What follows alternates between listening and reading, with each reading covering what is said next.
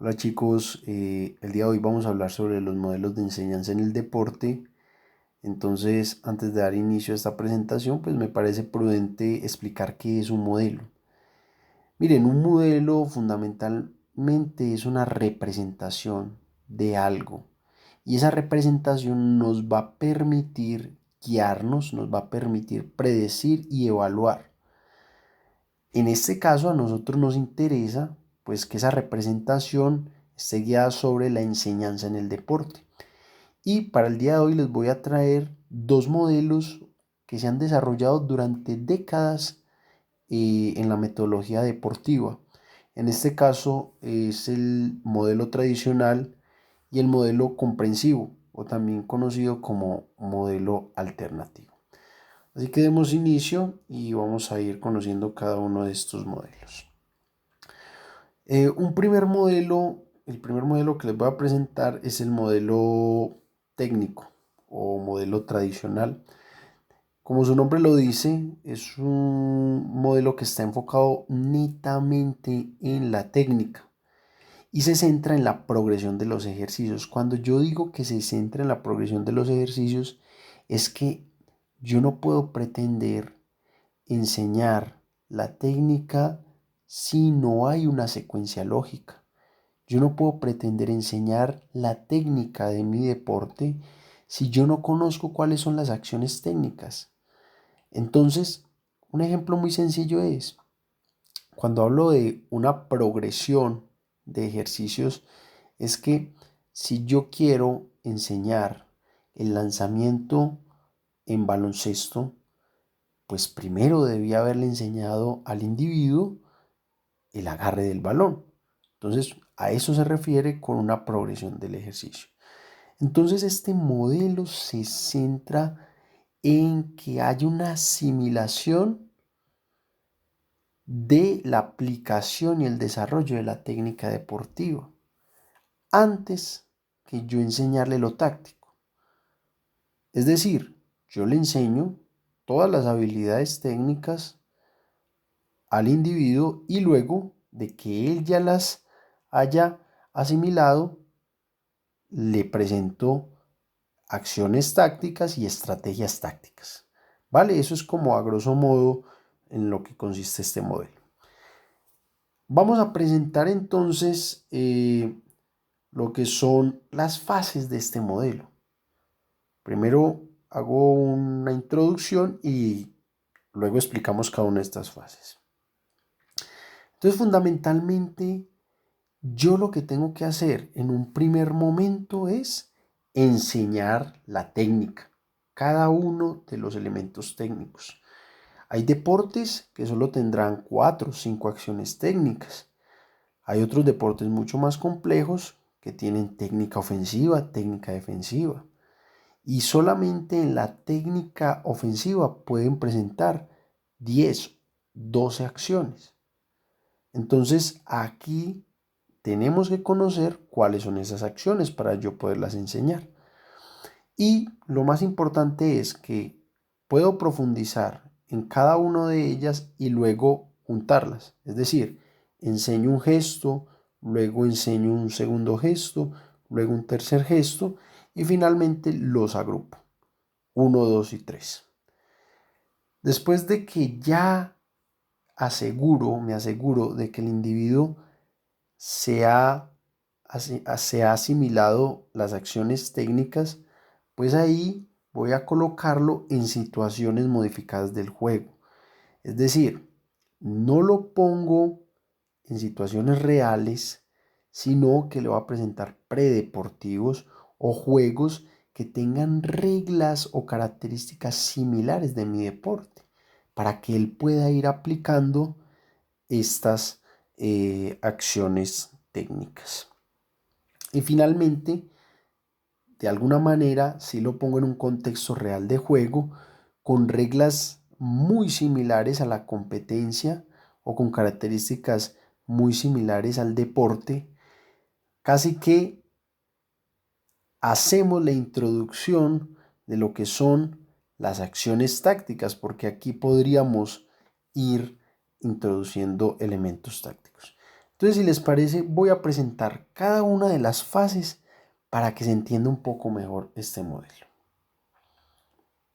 Entonces, la primera fase, como les había dicho, es la adquisición de las habilidades específicas, es decir, los aspectos técnicos. Entonces, aquí es muy importante la presentación global del deporte, que ellos reconozcan cuáles son los gestos técnicos y ir de lo simple a lo complejo, ir del gesto técnico más sencillo, más básico, más fundamental y después ir con gestos técnicos mucho más complejos. Y recuerden que en muchos deportes hay gestos técnicos que van conectados con otros. Pongámonos a pensar en el fútbol. En el fútbol se puede hacer conducción de balón y hacer un pase. O se puede hacer conducción de balón y un shoot. En baloncesto se puede hacer un dribbling y un doble ritmo. O se puede hacer un dribbling y una parada en un tiempo. O se puede hacer un dribbling y un pase. Entonces, son acciones individuales, pero que se pueden juntar y hay una combinación de acciones técnicas. Entonces, insisto que aquí ustedes deben de enseñar todos los elementos técnicos y todas las combinaciones posibles. En esta manera, pues ejecutamos lo que es la enseñanza de aspectos técnicos y podemos pasar a la segunda fase. Aquí queda un poquito recortada la diapositiva, pero nos dice la utilización de las habilidades específicas en situaciones simuladas de juego. Bueno, aquí es muy importante la integración de fundamentos técnicos en las situaciones básicas de aplicación, pero solamente se logra eso cuando yo le pongo juegos al individuo que impliquen o que estén relacionados con el deporte. No le vaya a presentar al muchacho un juego que no tenga ninguna relación con el deporte. No, aquí buscamos que se le den incluso reglas que hagan parte del deporte o que estén caracterizadas con el deporte. Porque es que el juego le va a permitir al individuo ir entendiendo la lógica del deporte, ir entendiendo para qué me sirven y en qué momento me sirven a aplicar estos gestos técnicos. Después de que yo le he presentado lo que son situaciones simuladas de juego, ya puedo pasar a la tercera fase. La tercera fase, que es la integración de las habilidades específicas en situaciones de juego real. Acá van a haber tres aspectos fundamentales. Primero es la formación de los esquemas básicos de toma de decisiones. Porque es que cuando yo le presento situaciones reales de juego, él tendrá que pensar de qué manera puede utilizar esos recursos técnicos frente a unas acciones determinadas. Y cuando yo le presento situaciones de juego y toma de decisiones, estamos hablando de acciones tácticas. Entonces estoy introduciendo en esta tercera fase lo que es la enseñanza de esquemas tácticos individuales o colectivos, dependiendo del deporte como tal. Y finalmente, cuando yo estoy colocándole situaciones reales de juego, pues ya puedo hacer el acoplamiento técnico-táctico, que en muchos casos o en la gran mayoría de casos se ve más aplicado en deportes de conjunto, como el balonmano, el béisbol, el fútbol, el baloncesto. Entonces, aquí en resumidas cuentas, podemos encontrar que fase 1, enseñanza de elementos técnicos.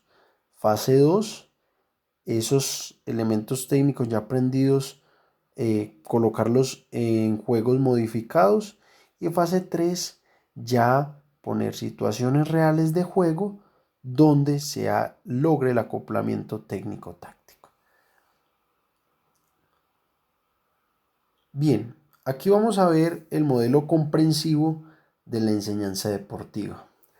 Este modelo comprensivo buscaba un enfoque de entendimiento basado en el aprendizaje táctico previo al técnico. Es decir, que es todo lo contrario al modelo tradicional. Aquí importa más entender la lógica interna del deporte, es decir, cuáles son los principios tácticos, y tiene una intervención didáctica del descubrimiento guiado y la resolución de problemas. Este fue un modelo, que en un primer momento implicaba que los individuos tuvieran un razonamiento frente a la lógica, el por qué. Entonces, ¿cómo así que la lógica? Si yo les pregunto, ¿cuál es la lógica del baloncesto? Pues la lógica del baloncesto será encestar en la canasta y que no me encesten. La lógica del fútbol será hacer goles y que no me hagan goles.